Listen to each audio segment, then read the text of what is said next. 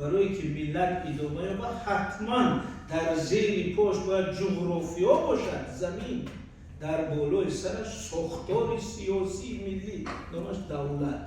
اگر همین یکی از همین چیزها نبود ملت تمام بقا نمی‌یابد. انا برای این دیگه مبارزه برای حفظ تاجیکستان اهمیتی سیاسی ایدئولوژی ندارد، اهمیتی حیاتی. اگر همین 1% آخری هم از دست رود این ملت دیگه جای برای بودن همچون ملت ندارد. این در فیسبوک و در اینترنت و در گروه‌های اینترنتی و 1 سال 2 سال 10 سال دوام میکنه. میخواستم از این سر کنم که چرا با تاجیکان با مسائل سیاسی، دولتی، ملی، با مفهوم‌های وطن، سرزمین، استقلال، دولتداری اینقدر حساسیت داره.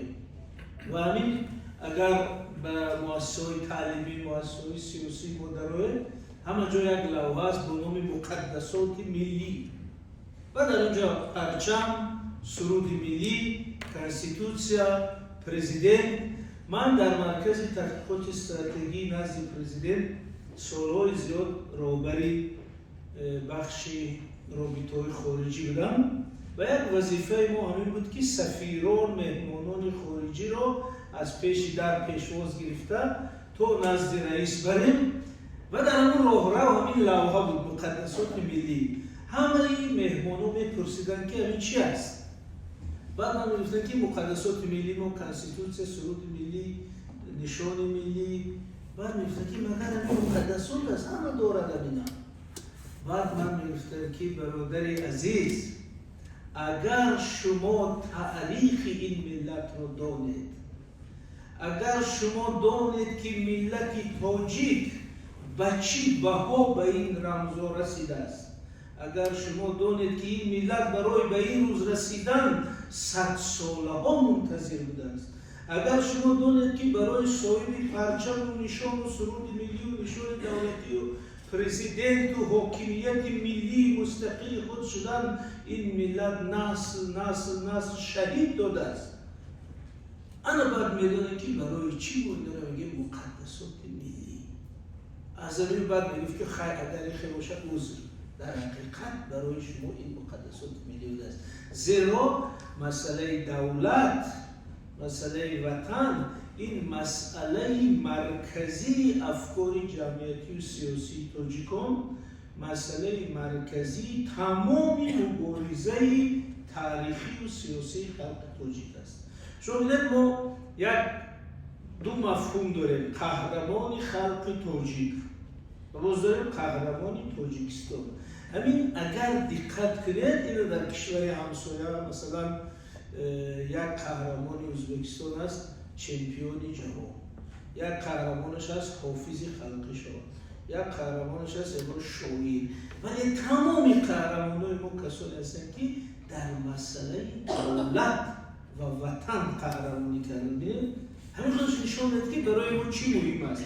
یعنی تمام قهرمانان خلق تاجیک از امام مقنع و اسپیتامان و دیوشتی تا واسطه و ملیک و واسطه گیریم، ماهیت اساسی کارنامه‌اش همین است که برای همین سرزمین، برای همین دولت، برای همین استقلال مبارزه کرده است. این 6 قهرمانی که امروز داریم، قهرمانان تاجیکستان، اینا در مرکز کارنامه‌شون همین مسئله وطن، دولت، استقلال، نجات دولتداری ملی ایستاده است.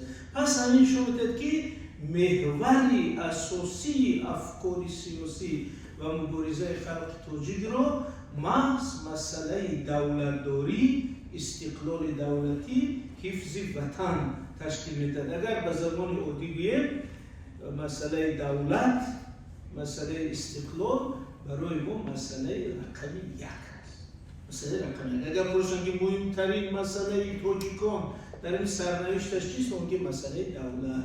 زیرا هر وقتی که دولت از دست دادیم حقوق رو، فرهنگ رو، هویت رو، همه چیز رو از دست دادیم. هر وقتی که صاحب دولت شدیم همه این رو حفظ کردیم. از همین گپ چه خلاصه بگیریم که همین جمهوری تاجیکستان همین 1% باقی مانده این آخرین یادگاری ما از اون دولت‌های بزرگ، این آخرین پناهگاهی خلق تاجیک، آخرین جزیره‌ای که زیر پای تاجیک مانده است، همچون دولت ملی تاجیکان.